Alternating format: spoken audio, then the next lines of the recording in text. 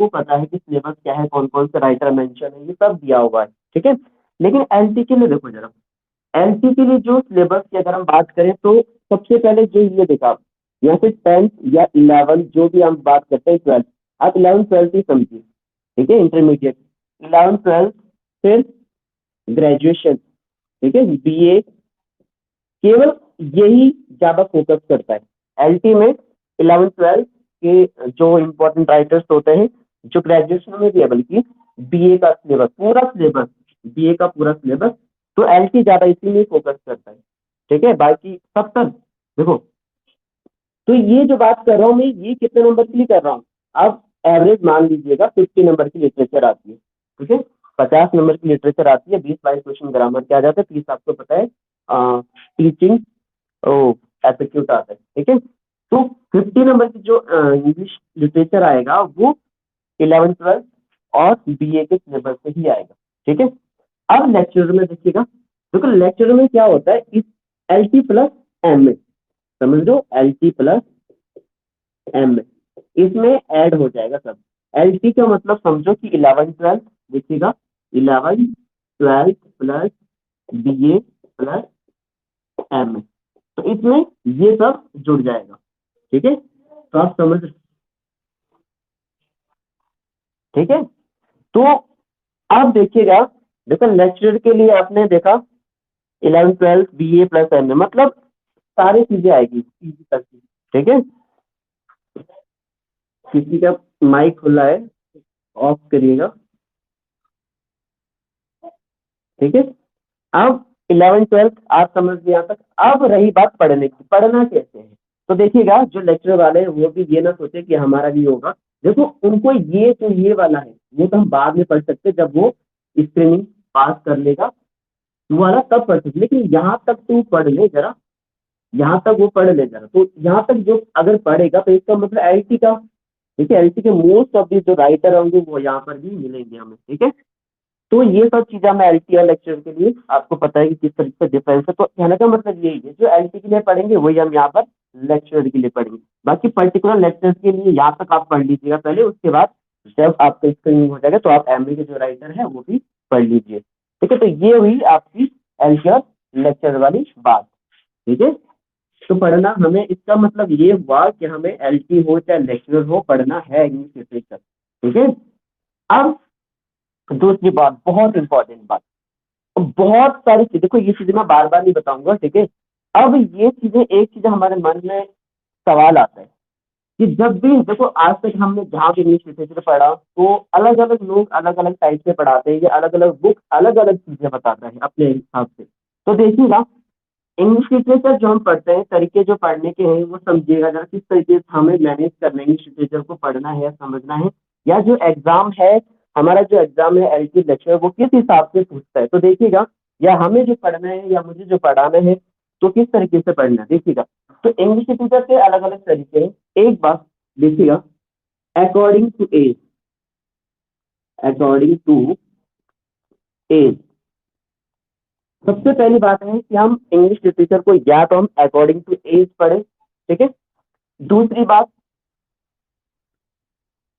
या हम डायरेक्ट उसको राइटर, कोई भी राइटर ले, उसको राइटर, ठीक है, उसको मतलब उसके, जैसे कोई भी राइटर ले बीच में, तो इम्पोर्टेंट इम्पोर्टेंट राइटर, उसके बारे में, उसके वर्क और उसके बारे में थोड़ा सा समझा दिया। एक तरीका ये कि डायरेक्ट राइटर पकड़ो, जो हमारे जैसे एलटी में कोई भी, जैसे मान लो जीवी शॉ है, मान लो शेक्सपियर है, मिल्टन है, एक एक करके वो राइटर पकड़ो, उसके बारे में वर्क लिखो, और उसके थोड़ा सा बता दो कि कौन इसमें क्या क्या मतलब उसमें लिखा गया है। तो ये दूसरा तरीका ये हो गया।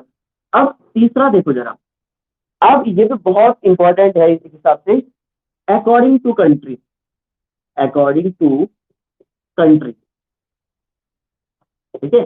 अकॉर्डिंग टू कंट्री का मतलब यहाँ पर ये है, देखिएगा ये एलटी के सिलेबस में भी आप देखोगे, सबसे पहले इंग्लिश लिटरेचर, इंग्लिश लिट, फिर आपने देखा होगा इंग्लिश मतलब ब्रिटिश लिटरेचर, ठीक है, फिर आपने देखा होगा अमेरिकन लिटरेचर, ठीक है, फिर आपने ये भी देखा होगा इंडियन लिटरेचर, ठीक है, इंडियन लिटरेचर, फिर आपने ये भी देखा होगा कि Irish literature, Irish literature.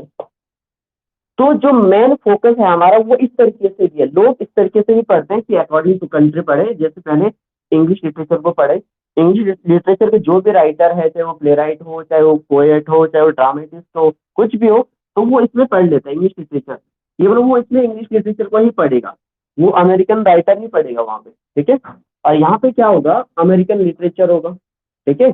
American के राइटर ही पढ़ सकता हो, ठीक है। और यहाँ पर क्या होगा, इसका बहुत ज्यादा रोल है, सबसे ज्यादा रोल इसी का ही है लगभग, ठीक है। और बहुत इजी भी है, क्योंकि इसके सारे हमने नाम हमें पता भी है, और थोड़ा बहुत हमें जानकारी भी होती है इसकी, ठीक है। इंडियन लिटरेचर, बाकी आयरिश लिटरेचर का थोड़ा कम रोल है, लेकिन आता जरूर है। जैसे आपने देखा होगा W.V. कीट्स भी है, ठीक है, एक दो और भी है, आप मान सकते हैं इसको, जैसे आयरलैंड वगैरह, G.B. शॉ वगैरह देखा होगा आपने, बहुत इंपॉर्टेंट राइटर है। तो ये हमारे पास है ग्रेजुएशन में कुछ, तो एक तरीका ये मान सकते हो आप, ठीक है। तो ये आपको भी पता है कि हमें किस तरीके से मैनेज करना है और क्या क्या पढ़ना है, अकॉर्डिंग टू एज पढ़नी है या राइटर को, मतलब जो भी आपको राइटर दिख रहा है, जैसे मिल्टन दिखा तो मिल्टन के बारे में बता दिया। यहाँ पर इंग्लिश लिटरेचर पकड़ो या अमेरिकन पढ़ो या इंडियन या लिटरेचर या आयरिश। अब देखो एक चीज फिर देखो, अब हमने ये, ठीक है, अगर हमने इस तरीके से पढ़ा या इस तरीके से पढ़ा या इस तरीके से पढ़ा, ये तो हुए मेथड हमें पढ़ने और पढ़ाने के। अब इसके अलावा भी कुछ और होता है, वो आता है, जैसा आपने देखा होगा, forms of literature, forms of literature. इसके अलावा हमें ये भी पढ़ना जरूरी है, ये सबसे पहले पढ़ना पड़ेगा हमें, चाहे हम, अगर हम बात करें अकॉर्डिंग टू एज पढ़े, चाहे हम अकॉर्डिंग टू ये कंट्री वगैरह पढ़े, ठीक है। इसे रीजन भी बोलते हैं, अकॉर्डिंग टू रीजन मतलब क्षेत्र के अकॉर्डिंग, ठीक है, या राइटर पढ़े। लेकिन उससे पहले हमें ये जानना जरूरी है कि जो लिटरेचर है वो किस तरीके से लिखा गया है, किस फॉर्म में लिखा गया है। तो ये बेसिक जानकारी ऐसे सभी लोगों को अब लगभग लगभग हो भी गई होगी। अगर किसी को मतलब नहीं भी है तो भी हम सब यहाँ पर इसके बारे में चर्चा जरूर करेंगे, ठीक है। तो ये एक यहाँ पर बिल्कुल एक नोट्स की तरह हम इसको सीखेंगे, इसको समझेंगे, प्रैक्टिकली भी थोड़ा सा देखेंगे। और फिर अगर आपको ये पता लग गया कि फॉर्म्स ऑफ लिटरेचर का कहने का मतलब आप यहाँ पर ये है, जैसे हमने देखोगा प्रोज, ठीक है, पोइट्री, ठीक है, ड्रामा, मैं ये बात कर रहा हूँ। तो इसका मतलब ये हुआ कि अगर हमने एज के अकॉर्डिंग पढ़ा, मान लो सबसे पहले चौसर एज आ गई, तो चौसर जो एक राइटर थे, तो उन्होंने क्या लिखा था, इसमें प्रोज लिखा, पोएट्री लिखा, ड्रामा, तो आपको उस समय भी पता लग सकता है। लेकिन आप उस समय ये नहीं समझा पाएंगे कि पोएट्री में उन्होंने क्या लिखा था, सोने था या बैलेड लिखे। तो ये पहले हमें जानना जरूरी है कि बैलेड क्या होता है, सोनेट क्या होता है, ये सारी बातें, या प्ले क्या होता है, ड्रामा क्या होता है, ट्रेजेडी क्या होती है, कॉमेडी क्या होती है। तो ये सब बेसिक चीजें हैं जो इससे पहले, शुरू करने से पहले हमें पता होनी चाहिए। तो इससे पहले देखिए, ये तो हम डिसाइड कर ही लेंगे कि किस तरीके से हमें पढ़ना है, और आप भी देखिएगा किस तरीके से इसको मैनेज करेंगे हम, ठीक है। तो सबसे पहले, इससे पहले कि हम ये सबसे पहले पढ़ेंगे कौन सा, फॉर्म्स ऑफ लिटरेचर को सबसे पहले हम देखेंगे, ठीक है। तो आज हम थोड़ा सा फॉर्म्स ऑफ लिटरेचर के बारे में ही शुरुआत करेंगे कि लिटरेचर की जो फॉर्म है, बाकी ये तो आपको पता लगेगी होगी किस तरीके से पढ़ने हैं। तो मेरे हिसाब से जो है सबसे पहले हम इसी को ही लेके चलेंगे यहाँ पर, ये अकॉर्डिंग टू एज लेके चलेंगे पहले, ठीक है। बाकी फिर उसके हिसाब से देखेंगे जैसा भी आप कहोगे फिर, ठीक है। बाकी उसके बाद जो मैंने कहा कि इसे पढ़ने से पहले हमें फॉर्म्स ऑफ लिटरेचर का नॉलेज होना नेसेसरी है, कंपलसरी है, ठीक है, फॉर्म्स ऑफ लिटरेचर।